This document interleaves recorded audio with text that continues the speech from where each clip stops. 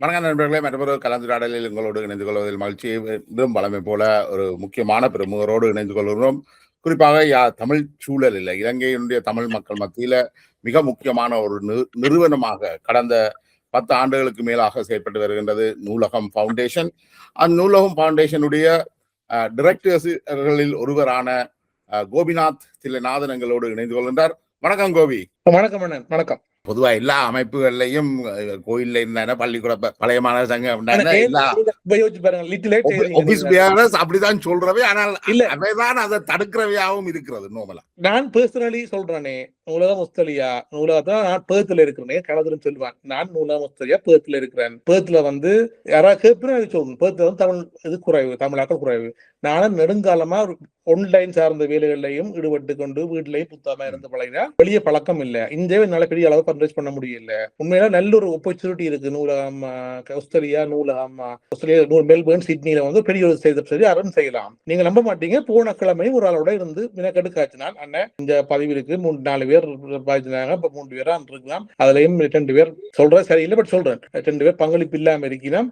என்ன விடுங்கோ வாங்கோ 2 பேரை மெல்பர்ன் சிட்டில கொண்டு வந்து டேக் ஓவர் பண்ணுங்கன்னு சொன்னான். கூப்பிட்டு சொன்னான். இது யாரும் கேட்டு இருந்து யாரும் செய்ய போயிடும்டா, தயவு செய்து வாங்குவோன்னு சொல்லுவேன். அவரை பங்களிப்பு கூடி அவை வந்து நூலகத்துல ஆஸ்திரேலியா சார்ந்து வந்து கவர்மெண்ட் போர்ட்டுக்கு போய் நாளைக்கு இந்த இடத்துல எடுத்துட்டு போகலாம். நான் ஒரு பேச்சுக்கு சொல்ல இல்லை. நான் கிட்டத்தட்ட 2022 இதை விரும்பினான். 2025 நூலகத்துல 20வது ஆண்டு வெளியீட்டு நிறைவு விழாக்கு போயிட்டு துவங்கிய காலத்திலிருந்து நினைச்சிட்டு மக்கள் என்ன விடுங்கோன்னு கேட்டுனான். பர்சனலி யாராவது இப்ப இன்றைக்கு இப்ப நான் செய்யக்கூடிய பங்களிப்பை தாண்டி செய்தால் சர்வ நான் இடத்துல நீங்கள் ரெக்கார்ட் பண்றீங்க, வெளியிடுங்கோ, நிரந்தர எனக்கு ஒரு கொப்பி அனுப்புங்க இந்த ரெக்கார்டிங் ஃபுல்லா ப்ளீஸ். இன்கேஸ் இணையங்கள் யூடியூபோ ஃபேஸ்புக்கோ நம்பல இருக்கும் இல்ல அனுப்பி வைங்கோ. நான் உறுதியாக சொல்றேன், நான் செய்யற பங்களிப்பை தாண்டி ஒரு செய்தால் அந்த இடத்துக்கு நிச்சயமா பெறலாம். எனக்கு தனிப்பட்ட முறையில வந்து எழுத்து பணிகள் சார்ந்து நிறைய விருப்பங்கள் இருக்கு.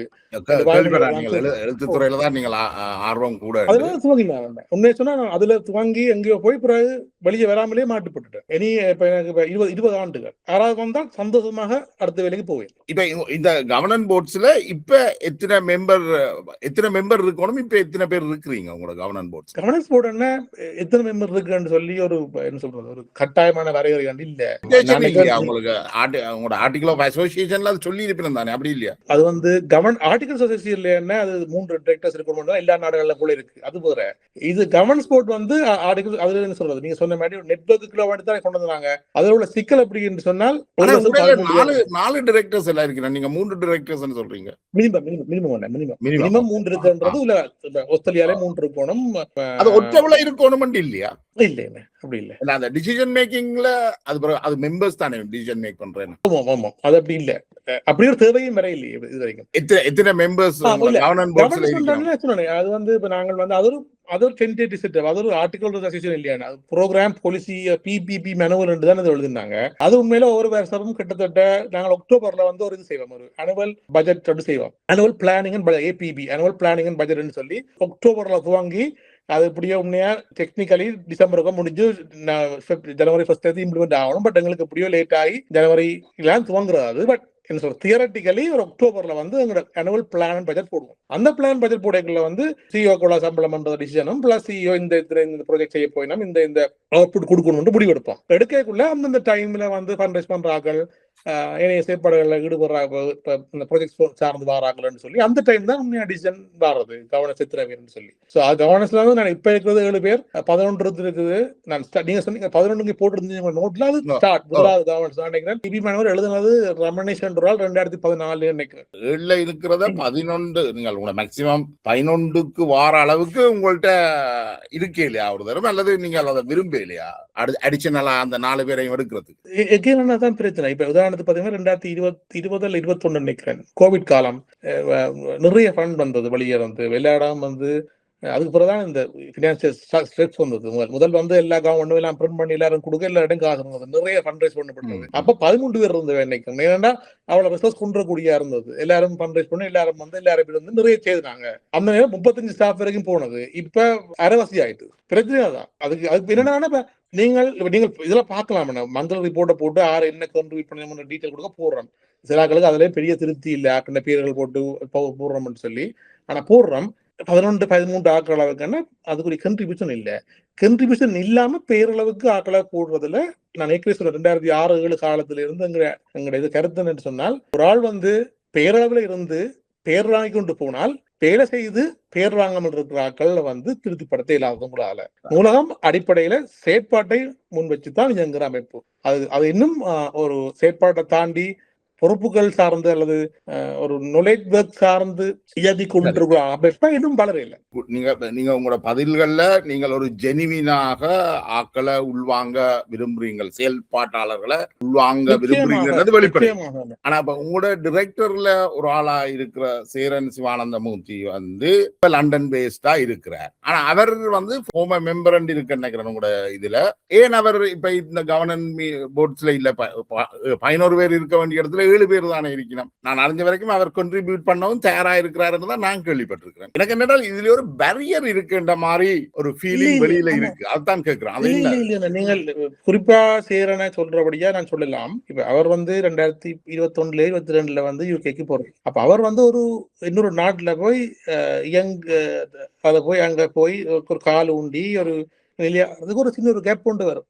நீங்களே பார்க்கலாம் வெப்சைட்ல. அவர் வந்து ஒரு போர்ட் ஆஃப் ட்ரஸ்டீஸ்ல ஒரு ஆள் தான். அப்ப அவர் வந்து எண்டதே வந்து ஒரு எக்ஸிக்யூட்டிவ் நாங்கள் தானே சேரனை விடுங்க. ஏன் நாங்கள் ஒரு ஆள் இல்லாத இடத்துல அவரை பற்றி சொல்லாம நான் என்ன சொல்றேன், 2014 ஆண்டு நீங்களும் வெளியில போனீங்க. நீங்கள் உங்களோட சொந்த பிரச்சனைன்னு சொன்னீங்க. ஆனால் வேற கேள்விப்பட்ட வேற முரண்பாடுகள் வந்ததாகவும் சொல்லப்படுது. முரண்பாடு எல்லா காலத்திலையும் முரண்பாடு இல்லாம வந்து ஒரு சமூக செயற்பாடு நடக்கும்னா செயற்பாடு நடக்கலன்னு அர்த்தம். உண்மையை பார்த்தால் இன்றைக்கு திரும்பி பார்த்தா 2013 எண்டுல 2013 நான் வந்து தமிழ் ஆவண மாநாட்டுக்கு வரேன். அப்போ வந்து நாங்க 2 பேரும் 2 இன்கம், நாங்கள் வெரி பேசிக் இன்கம்ல இருந்தாக்கள், மினிமம் சௌகரியம் இருந்தாக்கள். மக்களுக்கு தெரியுமோ தெரியாது, நான் இன்னொன்றையும் சொல்லணும். நான் நினைக்கிறேன் நூலகம் ஃபவுண்டேஷனுக்கு ஆகக்கூடிய கண்ட்ரிபியூட் பண்ணின ஆக்கள்ல நீங்களும் உங்களுடைய துணைவியாரும் உங்களுடைய குடும்பம் முக்கியம். 4.1 மில்லியன் ருபீஸ் நீங்க கண்ட்ரிபியூட் பண்ணி இருக்கிறதாக பதிவு சொல்லுது. இதையும் சொல்லணும், நீங்க சொல்றபடியே சொல்றேன். எனக்கு மட்டும் இல்ல, நூலகம் வந்து ரெஜிஸ்டர்ட் சேரிட்டி இல்ல. நாங்க நூலகத்தை கொடுக்குற காசுக்கு வந்து டாக்ஸ் கிளைமும் பண்ணலாம். திஸ் ஆஃப்டர் டாக்ஸ் தான் கொடுக்குறோம் நாங்க. இது ஒரு பகுதி என்ன இன் மெமரி ஆஃப் ஆர்வம் எல்லாமே பண்றேன்னா சேரிட்டபிள், அந்த சேரிட்டபிள் டொனேஷன் இல்ல இது வரைக்கும் இல்ல. உடனே அதுக்கும் யாராவது உதவி செய்தா நல்ல இன்னும் கூட நிதி பெறலாம். ஏன்னா சொன்னாங்கன்னு சொன்னா அது ஒரு சின்ன பங்கு. அதோட என்னுடைய அப்பாட பென்ஷன் காசு காலமான குறை அவற்றை பென்ஷன் காசு உங்களுக்கு போயிருக்கு. அம்மோட பேர்ல பாத்தீங்கன்னு சொன்னால் ஆர்வத்தில் மெமரி ஆஃப் யோகேஸ்வரத்தில் தான் மெமரி ஆஃப் ஆர்வத்தில் தான் பெரிய ஃபண்ட் இருக்கு. அது 1 மில்லியன் இருக்கு. அது கணக்கு என்ன நீங்கள் அது என்னுடைய பங்களிப்பு நீங்க பார்க்குற அந்த 4 மில்லியன் ஒரு பகுதி. அதுக்கு மேல பிரிட்டிஷ் லைப்ரரி என்று போட்டிருக்குமல்லோ 35 மில்லியன். அதுல வந்து கிட்டத்தட்ட 95,000 பவுண்ட்ஸ் எடுத்து கொடுத்தோம்னா அதை விடுங்க. அது வேற. ஏன் சொன்னான்னு சொன்னா இல்ல, நாங்கள் 2013 அப்ப 2 தான் நாங்கள் போறோம். தமிழ் மாநாட்டுக்கு பங்களிக்கிறேன் வாரம். 2013 வந்து நாங்கள் பிரெக்னன்ட் ஆகிறோம். 2014 தான் மகள் பிறக்கிறோம். அந்த காலம் வெரி ஸ்ட்ரெஸ்ஃபுல்லான காலம். ஒரு ஆள் வேலை 2 பேர் வேலையிலிருந்து ஒரு ஆள் வேலை போறோம். அது வந்து வேற ஒரு சிக்கல் வரும். இதே மாதிரி சசிகலன் பாத்தீங்கன்னா 2016-17 வந்து பங்களிக்காம அது போல சேரனுக்கும் வந்து நான் போன டிசம்பர் அவரோட காய்ச்சி தான் திருப்பி அவற்றை பங்களிப்பு பழைய நண்பர்கள் இணைச்சு கொண்டு வரதை பற்றி அவரோட காய்ச்சி தான். இது ஒரு நிலைமாறு காலம். இப்ப அதனாலதான் சொல்றேன், நாங்கள் வந்து நீங்கள் ஒதுங்கி இருந்த காலங்கள்ல கூட நீங்க இதே நபர்கள் தானே டைரக்டர்ஸா இருந்திருக்கணும். நீங்கள் சொல்றது இலங்கையை தான் சொல்றீங்க உண்மை. அதுல என்ன சொல்றேன், அதுக்கே உங்களுக்கு ஒரு ஓர்டர்னு சொன்னாங்க. 19 இது வந்து அவர் பயணிகர் of Sri Lanka digitalisation Sri Lanka Tamil digitalisation வந்து வருது 2002 வருவார். அதே போல என்னுடைய பங்கு வந்து 2005 வந்து ப்ரொஜெக்ட் நூலகத்தை துவங்குறார். அதான் இன்றைக்கு உள்ள நூலகத்தின் அடிப்படை. அதை ஸ்ட்ரக்சர் பண்ணி ஒரு நிறுவனமாக்கினது சசிவன் பொறுப்பு. சசிவன் இல்லாட்டி நூலகம் வந்து இப்போ ஒரு 5000 மாவட்டத்தோடு நின்று இருக்கு. இந்த 3 பேரும் ஃபவுண்டிங் டைரக்டர்ஸா வாயினும் 2010 பதிவு. 2011 அதுதான் நாங்கள் ஸ்டாஃப் பேஸா போறோம். சேரன் நூலகத்தில் முதலாவது சீஃப் ஆபரேட்டிங் ஆபீசர் நினைக்கிறேன். அவர் ஒரு படிச்சுட்டு வந்து அவர் வந்து ஒரு சாவத்தன் வாரர். அதுக்கு ஒரு சின்ன கேப் கொண்டு விட்டு அவர் நாங்கள் உடனடியாக அவர் டைரக்டர் ஆக்கிறாங்க. அவர் விலகின பிறகு குறிப்பிட்ட கேப்பை விட்டு தான் அவர் டைரக்டர் ஆக்குறாங்க. ஏன்னா சசிவன் வந்து நாட்டை விட்டு வெளியேறாரு. அந்த பேரல் சொல்லாம முடிஞ்ச அளவுக்கு. ஏன்னா நூலகம் வந்து கேட்டு நூலகம் வந்து 10,000 ஆக்கள் சின்னதும் பெரிதுமான உழைப்புன்னு ஒரு பொறுப்பு. அந்த பங்களிப்புகள் ஒன்றும் இல்லாம இந்த 4, 5, 10 பேருடைய சொல்றேன். அதையும் நான் திருப்பி சொல்றேன். அதனால நாங்கள் துவக்கத்துல நான் இருந்தேன் போன்ற விஷயங்களை கூட நான் சொல்ல விரும்புறேன் இல்லை. என்னன்னு சொன்னா அது வந்து நாளைக்கு எனக்கு புதுசா வரக்கூடிய ஒரு ஆளை வந்து அவைதான இருக்கிறோம் என்ற எண்ணம் வரக்கூடாதுன்றதுக்கான நான் சொல்றேன். ஏன் இந்த 3 டைரக்டர்ஸ் வந்த வேண்டது சொல்றேன். அதுக்கப்புறம் சேரன் வந்து ஆபரேஷனலி ஒரு வெரி கிரிட்டிக்கல் பார்ட். 2011-12 இருந்து ஒரு 10 இயர்ஸ் பிளே பண்றாரு. அப்ப அவர் அதுக்குள்ள வர உண்மை சொன்னால் அதுக்கு பிறகு இலங்கையை பேஸ் பண்ணி இப்ப ஆஸ்திரேலியால வந்து இப்ப ட்ரஸ்டிஸ் வந்து 4 பேர் பதவி செய்து அல்ல ஒரு ஆள் விலகிட்டார் டைரக்டர்ஸ்ல வந்து மெம்பரா இருக்கார் பட் டோன்ட் டைரக்டர். அப்ப இன்னொரு ஆளும் பங்களிப்பு குறைஞ்சிட்டு அப்ப இன்னும் 2 பேர் கொண்டு வரதுக்கு விரும்புறார். போனதா போல அந்த பழைய ஆளை வந்து ரிமூவ் பண்றல அவர் தான் விலக போறேன்னு சொன்னாலும் but okay you can remove yourself from the directorship but B a member என்று தான் அவர் இருக்கிறார். நாங்கள் நூலகம் வந்து எல்லாரும் வாங்க என்று சொல்ற அமைப்போடைய போங்க என்று சொல்ற அமைப்பு இல்லை. பொறுப்புன்றது வந்து பங்களிப்பின் அடிப்படையில் தான் இருக்கு. இப்போ வந்து இலங்கையில சார்ந்து நூலகத்தின் ஒரு ட்ரஸ்டிஷிப் ஒரு எக்ஸிக்யூட்டிவ் ஒரு என்ன சொல்றது ஒரு பொறுப்புல வந்து அடுத்த கட்டமா பொறுப்பெடுக்கிறதுக்கு இன்னொரு வரணும்ன்றதான் சாய்ச்சி வந்துருக்காங்க. இப்ப அடுத்தது வேற அதுக்கும் பேச சொல்ல வேண்டாம். இன்னும் கொஞ்சம் பங்களிச்சு இலங்கையில இயங்குற ஆக்கள் ட்ரஸ்டிஸை கொண்டு போட வேண்டிய 2-3 பேர் இருக்கணும். அதுல ஒரு ஆள் தான விருப்பமே இல்லையான்னு சொல்லிட்டார். வேற யாரும் ஒரு இதா இருக்கணும்.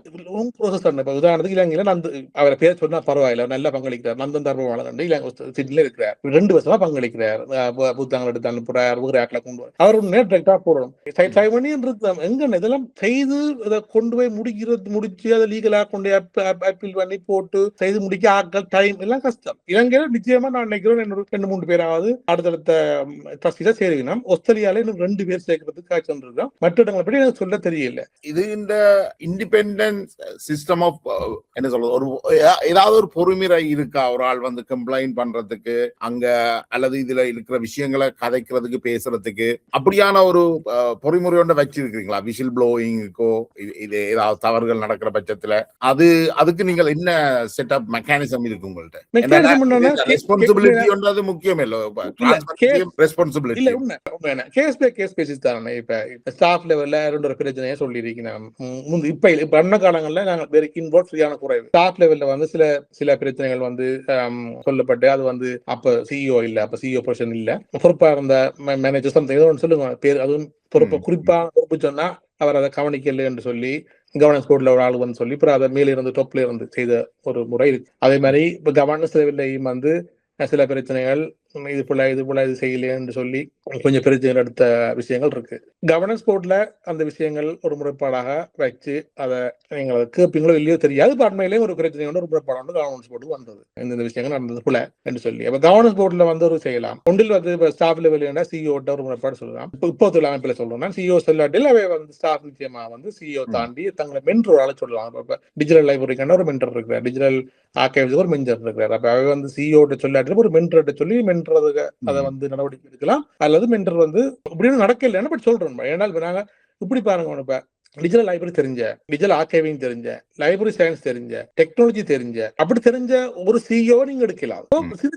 இதுகள் வரும். அப்ப அதுக்கு நாங்க என்ன செய்யணும்னு சொன்னா இப்ப அக்யூரேட்டா சொல்ல தெரியும் 27 ப்ரோசஸ் இருக்கு நினைக்கிறேன். எல்லாத்தையும் பிரிச்சு விட்டு டிஜிட்டல் ஆர்கைவ் பண்றது அல்லது ப்ரிசர்வேஷன் அதுக்கு ஒரு மீட்டிங் போட்டு கதைங்க. அது ஒரு பிரச்சனை வந்தா நீங்கள் டிஸ்கஷன் அல்லது சிஇஓ போகணும், அதில் கதைக்கணும். வேற ஆட்களை வந்து ஸ்டாஃப் லெவல்ல வந்து செயல்படுறதுக்கு முழு சுதந்திரத்தும் அதிகாரத்தோடையும் மென்டர்ஷிப்பும் வச்சிருக்கோம். அது ஒன்று. அப்படி இல்லாத மென்டர்ஷிப்புக்கு வெளியாட இருக்கிற பிரச்சனைகள் கவர்னன்ஸ் போர்ட் லெவல்ல, ட்ரஸ்டீஸ் லெவல்ல, நாடுகள் சார்ந்து வர பிரச்சனைகள் கவர்னன்ஸ் போர்ட்ல வந்து போறதுக்கான பொறிமுறை இருக்கு. திருப்பி நாடு சொல்ல தேவை ஒரு நாட்டுல வந்து ஒரு ட்ரஸ்டீஸ் ஒரு பிரச்சனை ஒன்று வரைக்கும் வந்து எந்த ஒரு நாட்டிலேயே ட்ரஸ்டீஸ் வந்து கோல் பண்ணலாம் தான் மீட்டிங். நான் வந்து I want to board of directors meeting or board of trustees meeting on mail போட others have to answer. சரிதானே? they have to have an informal meeting and then you call a meeting என்றது. அது எல்லா இடத்துலயும் உள்ள ஒரு நடைமுறை தான். பிரச்சனைகள் இல்லாம நூலகம் இல்ல, காலத்துக்கு காலம் பிரச்சனைகள் வரும்.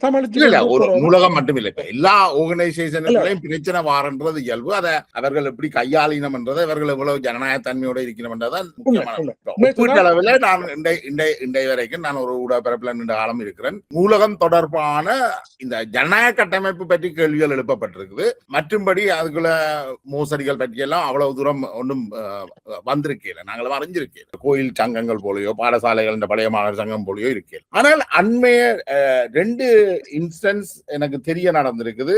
உங்களுடைய டைரக்டரா இருக்கிற சசிவன் கணேஷ் ஆனந்தன் வெளியிட்ட கருத்துக்கள் தொடர். அந்த கருத்துக்கள் வந்து அது என்ன சொல்றது, பொலிட்டிக்கலாவும் சரி அல்லது ஒரு சிவிலைஸ்டான ஒரு என்ன சொல்றது எக்ஸ்பிரஷனா இருக்கேன்.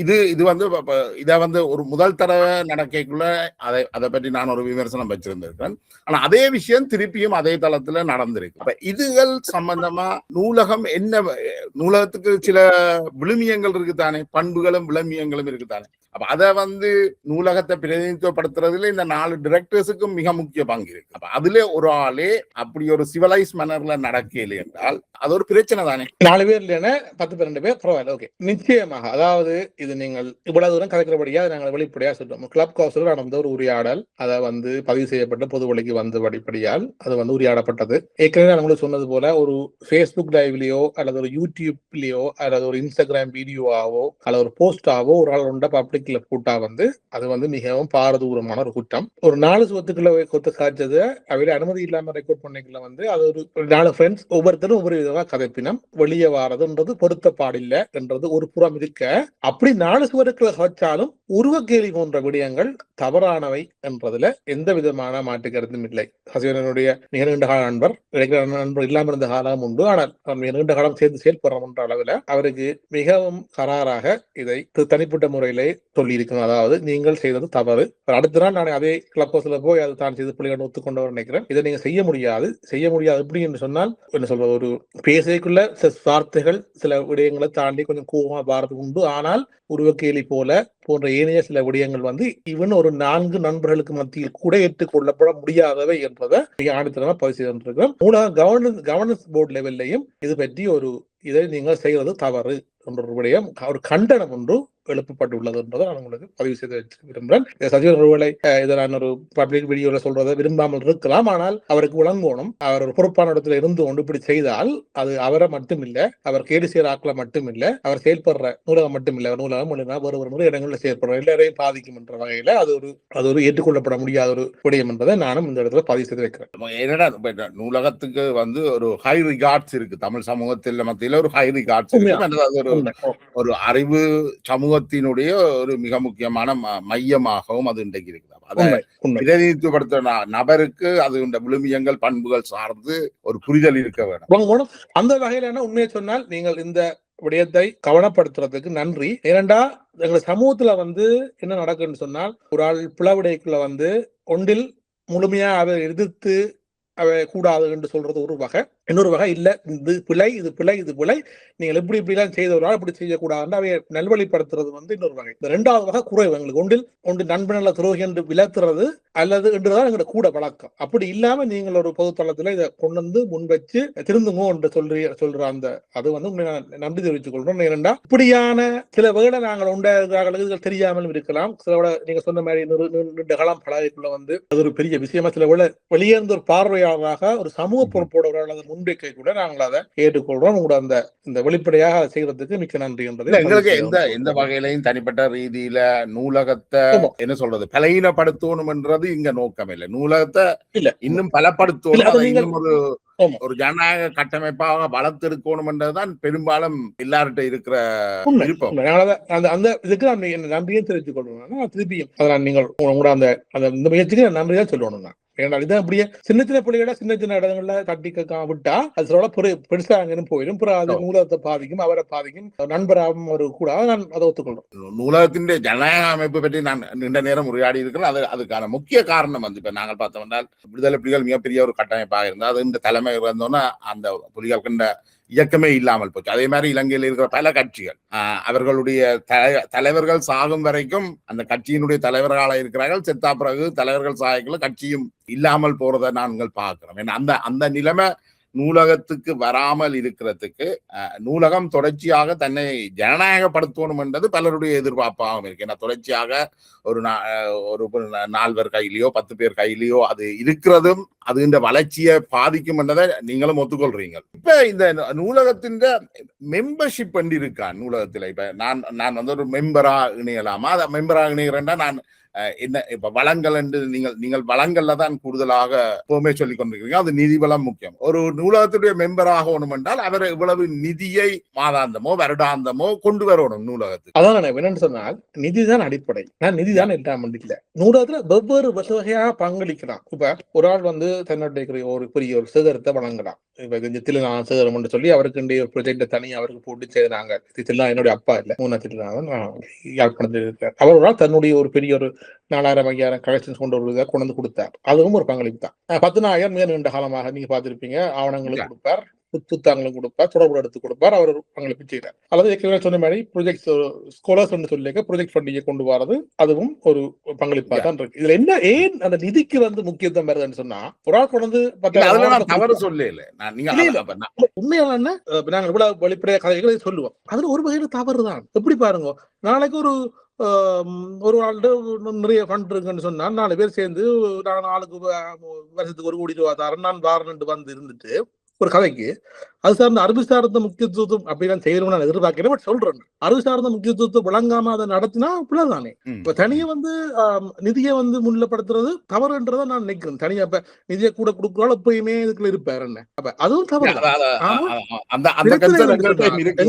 அடுத்த நீங்க சொன்னீங்க நூலகம் நீண்ட காலம் தொடர்ந்து இயங்குறது, தொடர்ந்து செயல்படுத்தி கொண்டு போறதுக்கு என்ன வழி என்று நீங்க கேட்பீங்கன்னு சொன்னா, நீங்கள் 2005 துவங்குறோம், 2015 20 வருஷம், 2035 அல்லது 2045 2 வகையான பிரச்சனை வரும். ஒன்று வந்து இதுல வந்து இன்றைக்கு தீவிரமாக இருக்கக்கூடிய நாங்கள் 40கள் இருக்கிற 60கள் நாங்கள் செயற்படுத்தல. அதனால இதுல நூலகம் வந்து சில அமைப்புகள் போல அந்த அமைப்பாளர்களுக்கு பிறகு முடிஞ்சு போற அமைப்பா இருக்கக்கூடாதுன்றதோ எங்களோட அடிப்படை நோக்கங்கள் உண்டு. நீங்க இப்ப கவனிச்சிருப்பீங்க, ஒரு தனி ஒரு பிடிஎஃப் ஒரு புத்தகம் ஸ்கேன் பண்ணி போடுறோம்னா நூலகத்துல செலவுல 10 மடங்கு செலவுல வேலை செய்யணும். நூலகம் அப்படி இல்லை. நூலகம் வந்து லைப்ரரி ஆஃப் காங்கிரஸ் அல்லது பிரிட்டிஷ் லைப்ரரி பயன்படுத்துற வெரி ஹை ஆர்கைவல் ஸ்டாண்டர்ட்ஸ், ஒரு 100 வருஷம் பயன்படுத்துற டிஃப்ல தான் ஆர்கைவ் பண்ணுது. ஒரு 100 வருஷம் 200 வருஷத்துக்கு இருக்கணும் தான் நோக்கமா இருக்கு. அப்ப 100 வருஷம் 20 வருஷத்துக்கு வந்து ஸ்கேன் பண்ணி கொண்டு அதுக்கு கிட்டத்தட்ட வழக்கமான செலவை விட 10 மடங்கு செலவு. நீங்க பாருங்க, ஒரு 5 MB ஒரு பிடிஎஃப் ஃபைல் இருந்தா நூலகம் வெப்சைட்ல எங்களுக்கு பேக்கப் இருக்கும், கிட்டத்தட்ட 1 GB 5 GB இருக்கும். உண்மையில எங்களுக்கு அவ்வளவு பேக்கப் தேவையில்லை. அந்த அளவு ஒரு வெரி ஹை குவாலிட்டி ஸ்கேனிங் வந்து டைம் எடுக்கும் ஸ்கேன் பண்ண. நீங்க சும்மா ஒரு பிடிஎஃப் தட்டு பிடிஎஃப் அடிச்சு போட்டு இன்டர்நெட்ல போடுவாங்க. ஏதோ சொல்றேன்னு சொன்னா அந்த பொறுப்புணர்வுதான் வேலை செய்யறது. இது ஒரு 100 வருஷத்துக்கு பிறகு இன்றைய உள்ள தொழில்நுட்பம் எல்லாம் மாறி இன்னொரு இடத்துக்கு மாறிக்குள்ள போரிங்கா இருந்தாலும் டெக்னிக்கலான்னு சொல்றேன். இப்ப குடும்பஸ்ரீ கணவன் இருந்தார், அவர் வந்து மைக்ரோ பிலிம்ல ஸ்கேன் பண்ணினார். மைக்ரோ பிலிம்ல இன்னைக்கு டிஜிட்டலுக்கு மாத்திக்க நிறைய குவாலிட்டி வந்து லொஸ் ஆகுது. டிஜிட்டல் நாளைக்கு என்ன 100 வருஷத்துக்கு பிறகு இன்னொன்று மாறக்கல எப்படி மாறும்னு தெரியாது. அதனால நாங்கள் எடுக்கிற குவாலிட்டியில வெரி ஹை குவாலிட்டி எடுக்கிறோம். 50-100 வருஷத்துக்கு பிறகு செய்யணும். அவ்வளவு அக்கறை இல்ல இருக்கிற நாங்கள் ஏன் நிறுவனமா ஆக்கறப்படக்கூடாதுன்னு கேட்டா நிச்சயமா இருக்கு. 5 அல்லது 10 கனகான கூடாது பாட்டு ஆண்டுகள்ல நூலகத்துக்கு நிரந்தரமான ஒரு காணி கட்டடம் வேணும். புலம்பெயர் மக்கள் உப்புளவு காசை கொட்டி கோயில்கள் அமைக்கணும், அது உப்புளவு செலவு செய்யணும். அந்த அவ்வளவு செலவு கூட ஆகாது. பொருத்தமான ஆவணங்கள்ட்ட நிறைய ஆவணங்கள் பிசிக்கல் ஆவணங்கள் இருக்கு, ஒருத்தருக்கும் தெரியாது. அப்ப ஒரு நல்ல பொருத்தமான இடத்துல சும்மா நாங்கள் கொண்டு போய் காட்டுக்கையும் வைக்கலாது, ஆக நிறைய தள்ளியும் போயிடாது. முக்கியமான அறிவிச்ச ஏற்பாடு சுத்தம் இருக்கும். அப்படி ஒரு இடத்துல ஒரு பொருத்தமான காணி ஒரு கட்டிடம், ஒரு காணியும் கட்டிடத்தும் வந்தா நிச்சயமாக நாங்கள் ஒரு பெரிய ஹை லெவல்ல ஒரு ட்ரஸ்ட் செட்டப்புக்கு போகலாம். நாங்கள் வந்து முதலாவது வந்து இது நிரந்தரமா இருக்கும்ன்றதுக்கான ஒரு உறுதிப்பாடா ஒரு காணி கட்டிடத்தை உருவாக்குறது.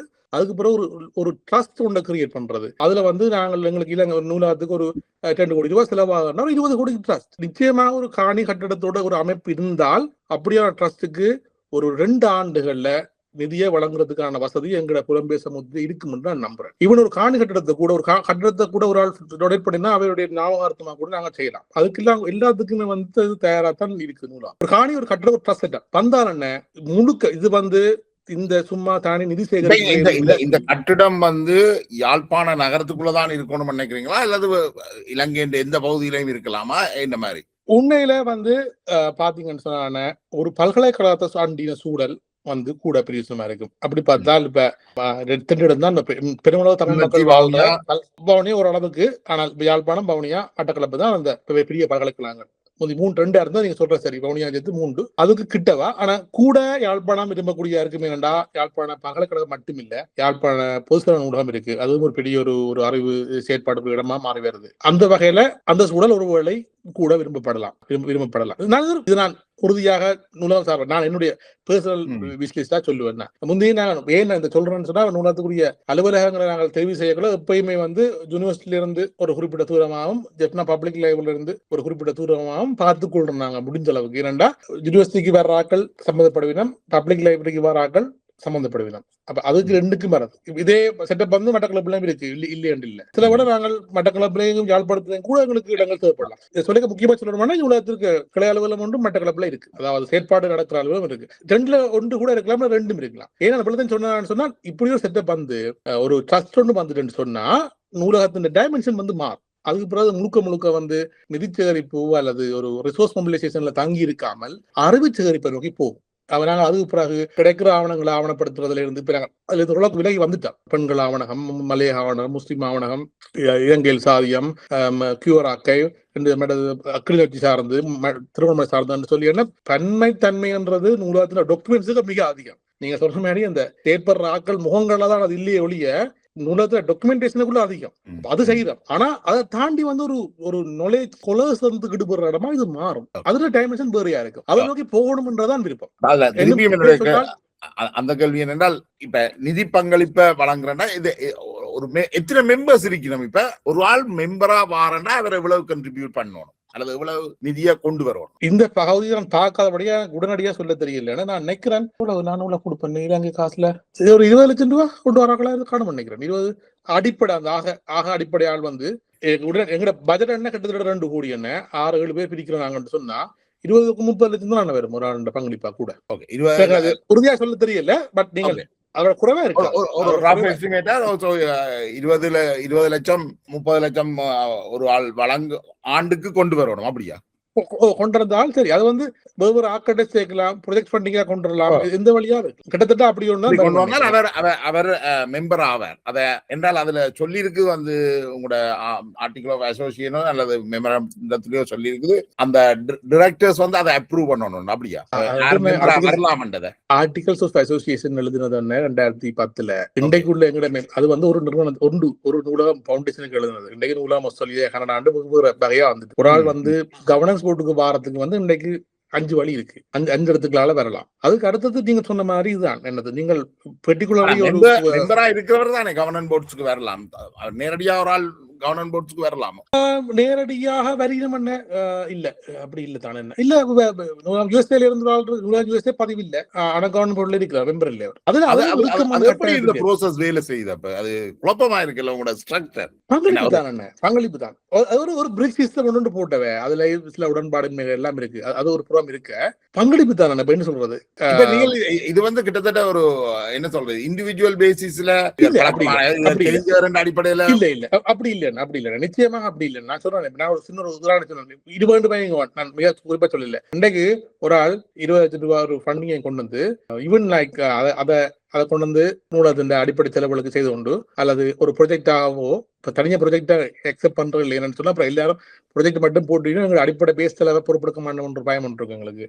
அதுவும் ஒரு சிக்கலா வந்தது. ரெண்டு சொன்னால் எனக்கு சொன்னதான் சிஇஓ உட்பட எங்களோட ஸ்டாஃப் மெம்பர் இருக்கணும், அவையை விட்டுட்டு அதுக்குரிய செலவை கையளிக்க நாங்கள் ப்ரொஜெக்ட் மட்டும் செய்ய வேண்டாம், அவைக்குரிய செலவு பொறுப்பெடுக்கலாம் போயிருமല്ലോ. அப்படி வந்துடும். அப்படி இல்லாம நான் இந்த வளத்தை கொண்டு போறேன், நான் ஊடகத்தில் என்ன செய்ய முடியும் என்றால் வந்தால் நிச்சயமாக எந்த விதமான நாட்டு கட்டமைப்பு இல்லாட்டாலும் குறைஞ்சது மூலம் இலங்கை சார்பாகவோ அல்லது ஏதோ ஒரு நாடு சார்பாக நிச்சயமாக அவர் வந்து ஆரம்பத்துல ஒரு ஆண்டு அல்லது 2 ஆண்டு வச்சிருந்தாங்க. அதெல்லாம் ஒன்றும் இருக்குமான விதி இல்லையானே. ஒரு ஆண்டு மாக்கலாம், ஒரு ஆண்டு வாங்க, அதுக்குரிய ப்ரோசஸ்ல பங்கு வெட்டுங்க, கிரே போர்ட்ல இருங்க, ரைட் டான், அடுத்த ஆண்டு பங்களிக்க போறேன், அந்த ஆண்டுக்குரிய அனுவல் பட்ஜெட்ல இவ்வளவு பொறுப்பு எடுக்கிறேன், 2வது ஆண்டு ஓகே நான் கவர்னன்ஸ் போர்டுக்கு வாரேன். அன்றைக்கு நீங்க சொன்ன மாதிரி 7 பேர் கூட பங்களிப்பா இருந்தா 5வது பேர் 4வது பேர் 8வது பேர் 8வது சேர்க்கறது ஒரு பிரச்சனையும் இல்லை, நிச்சயமாக வரலாம். அது இப்ப 7 நினைக்கிறேன், அது 10 ஆகலாம், 11, 12, 13 ஆகலாம். ஏனென்றா இப்படித்தான் பாருங்க, இப்ப 7 இருக்கிறது 12 இன்னொரு 5 பேர் கூட்டினா நீங்க கேட்டீங்க அந்த ஒட்டி இலக்கமா 2 இலக்கமா, எனக்கு அதெல்லாம் பிரச்சனை இல்லை. நாங்கள் ஒன்றும் ஓட்டிங் எல்லாம் போறது மிக அரிது எங்களோட செயற்பாடுகள்.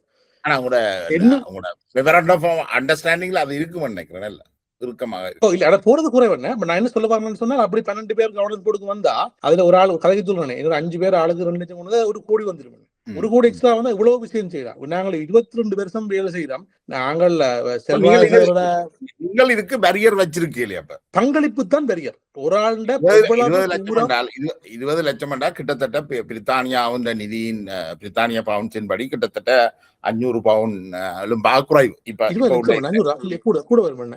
1 லட்சம் வந்து 250 பவுன் மாசத்துக்கு 500 பவுனா வழங்கினா உங்களுக்கு வருஷத்துக்கு 24 லட்சம் வரும். சரி, எனக்கு எடுத்துட்டு அவ்வளோ அந்த பங்களிப்பு தான் நான் நினைக்கிறோம். நான் அவ்வளோ பங்களிக்கிறேன், நான் அப்படித்தானே வரும். சரி, நான் ஒரு 40 பங்களிப்பேன், அப்படித்தான் அதெல்லாம். நான் கூட நிக்கிற ஒரு ஆள், நான் எனக்கே அவ்வளவு 50 லட்சம் தான் அதுல முன்னுக்கு நிக்குது. தனிப்பட்ட அது தனிப்பட்டதானே, நான் சொல்றது தனிப்பட்டது கூட இல்ல. நீங்க கலெக்ட் பண்ணி கூட கொண்டு வரலாம், தனி ஒரு ஆள் கூட கொண்டு வரணும் கூட இல்ல. அடுத்தது வந்து இந்த நான் இது டென்டேட்டிவா சொல்றேன். இல்ல அது விளங்குது. அது வந்து ஒரு அட்லீஸ்ட் அக்டோபர் மாசம் தெரியணும். இது இங்க ஒரு டெமோக்ரஸி இருக்கு, நீங்கள் இந்த லெவலுக்கு நீங்கள் மூவ் பண்ணலாம். அக்டோபர் மாசம் வந்து செய்வோம், கிட்டத்தட்ட அக்டோபர் நவம்பர்ல செய்வோம். ஒரு ஆள் வாரார், கிரே போர்ட்ல இருக்கிறார். முந்தி 2 வருஷம் வச்சிருந்தாங்க, கடைசியா பார்த்தோம் ஒரு ஆள் 2 வருஷம் இருந்துட்டு விட்டு போறதான் கூட சான்ஸா இருக்கு. 2 கூட அதெல்லாம் மாத்திக்கொள்ளலாம். ஒரு இயர் பங்கு பாருங்க, செகண்ட் இயர் அனுவல் பிளான் பட்ஜெட்ல வாங்க உள்ளுக்கு வந்துடுவார். அதுக்கு பிறகு ஒரு விதம் பெறலாம், நாளைக்கு எந்த பொசிஷனுக்கும் பெறலாம், அது ஒரு பிரச்சனையும் இல்லை.